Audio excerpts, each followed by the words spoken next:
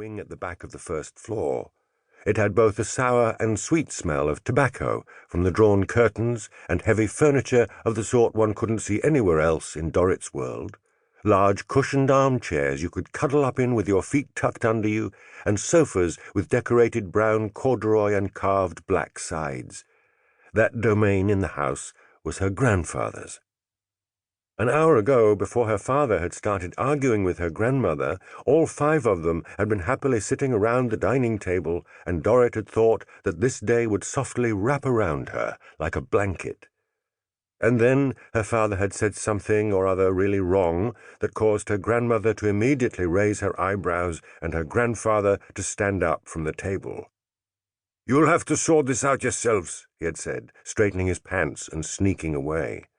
That's when they sent her out into the garden. Dorrit carefully pushed open the door to his study.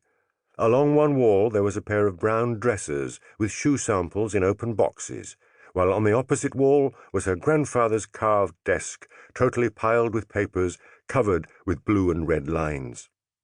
It smelled even stronger of tobacco here, though her grandfather wasn't in the gloomy room. It almost seemed as if the tobacco smoke came from over in the corner, from where a small shaft of light shone through a pair of bookshelves and rested across the writing chair. Dorrit moved closer to see where the light came from. It was exciting because the narrow crack between the bookshelves revealed unknown territory. "So are they gone, then?"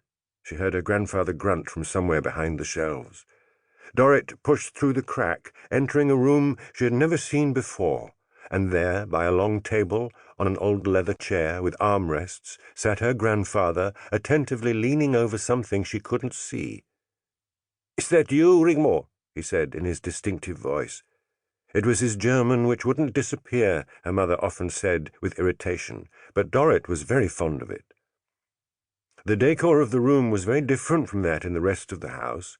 The walls in here were not bare, but plastered with large and small photographs, and if one looked closely, it became apparent that they were all of the same man, in uniform, in various situations.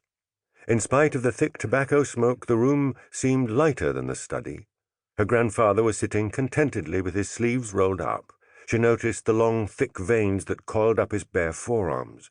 His movements were calm and relaxed, gentle hands leafing through photographs, his eyes fixed on them with a scrutinizing stare. He looked so content, sitting there, that it made Dorrit smile. But in the next moment, as he suddenly swung the office chair around to face her, she realized that the usually friendly smile was distorted and frozen, as if he had swallowed something bitter. "Dorrit!" he said, standing halfway up, with his arms outstretched, almost as if trying to hide what he had been perusing. "Sorry, Opa. I didn't know where I was supposed to go." She looked around at the photographs on the walls. "I think the man in these photos looks like you." He looked at her for a long time, as if considering what to say, before suddenly taking her hand and pulling her over to him and up onto his lap. "Actually, you aren't allowed to be in here because this is Opa's secret room. But now that you're here, you might as well stay." He nodded toward the wall. "Oh, yeah, Dorrit, you're right.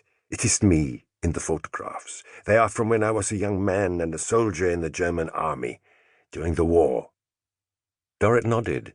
He looked handsome in his uniform, black cap, black jacket and black pants. Everything was black, belt, boots, holster and gloves. Only the skull and crossbones and the smile with the pearly white teeth shone among all the black. "Then you were a soldier, Opa?" "Jawohl. You can see my pistol for yourself, up there on the shelf. Parabellum 08, also known as a Luger. My best friend for many years." Dorrit looked up at the shelf with fascination. The gun was grey-black, with a brown holster beside it.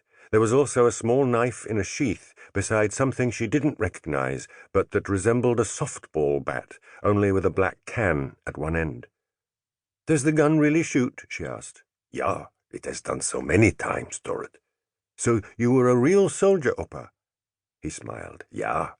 Your Opa was a very brave and talented soldier who did many things in World War II, so you can be proud of him." "World War?" He nodded. As far as Dorrit knew,